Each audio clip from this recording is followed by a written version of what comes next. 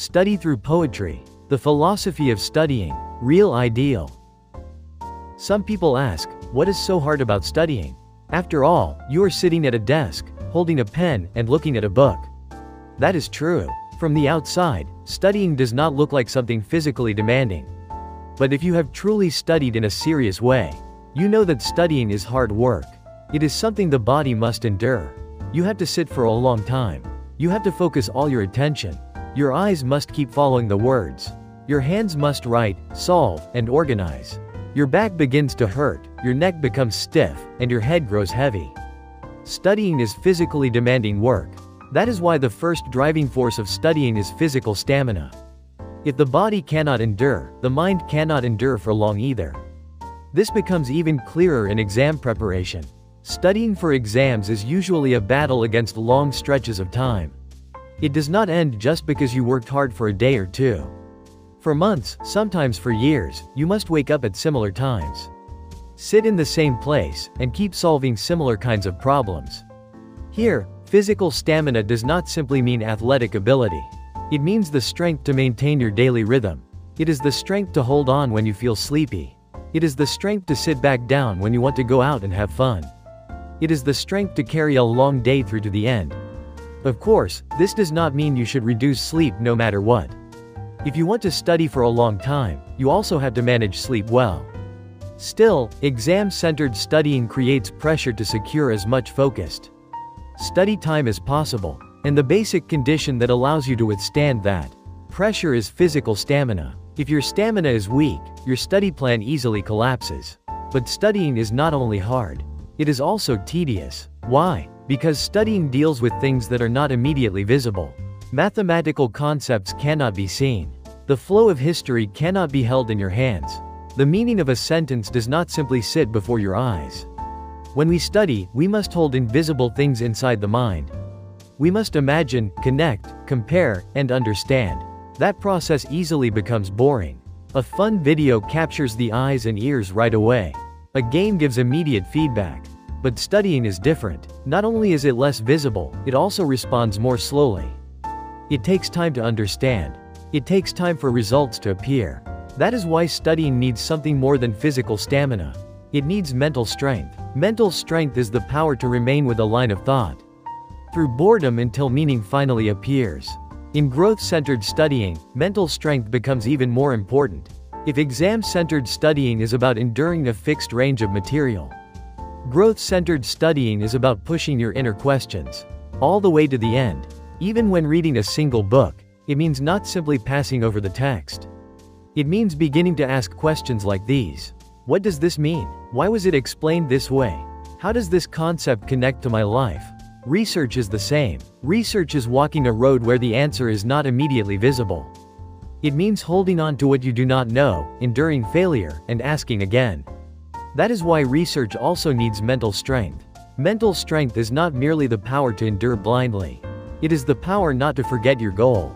It is the power to keep holding on to why you are studying, what you want to know, and what kind of person you want to become.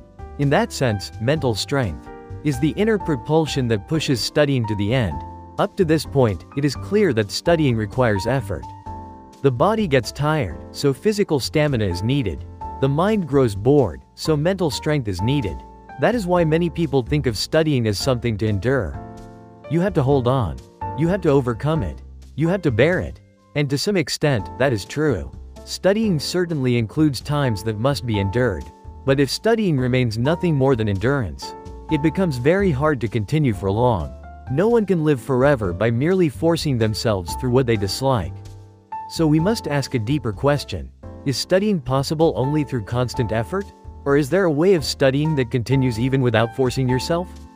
The best way to make studying easier is to realize that studying is not about forcing yourself to endure it. It is about discovering meaning and enjoyment within it. For example, memorizing vocabulary can be boring.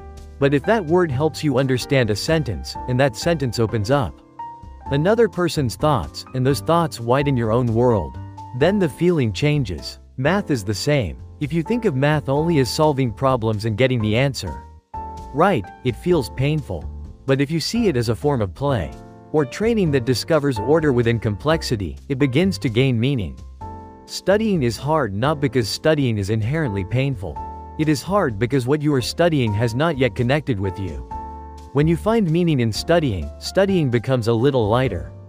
When you discover enjoyment in it, studying begins to move closer to the front of your life. At that point, studying is no longer something you drag along by force. It becomes something you want to follow on your own. And this is where a new driving force appears: intellectual curiosity. That is why the final driving force of studying is intellectual curiosity. Physical stamina helps the body endure. Mental strength helps the mind endure. But intellectual curiosity makes studying move. When you become curious, you look things up. When you want to understand, you read a little more. And once you come to know something, another question appears. Then you go and search again. That is the power of curiosity. Curiosity transforms studying from something you have to do into something you want to do. Of course, not every kind of study is enjoyable from the beginning. But the moment one small question appears, the direction of studying begins to change. Why is that? How can we know? Is there another explanation? The moment these questions arise, studying is no longer something pushed from the outside. It becomes something that moves from within, beyond the power to endure by force. The desire to know.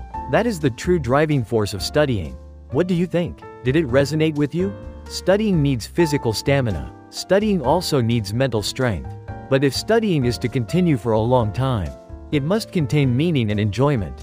And that meaning and enjoyment create intellectual curiosity. In the end, the deepest driving force of studying is not the power to endure by force, but the desire to know. The philosophy of studying. The 10th story about studying.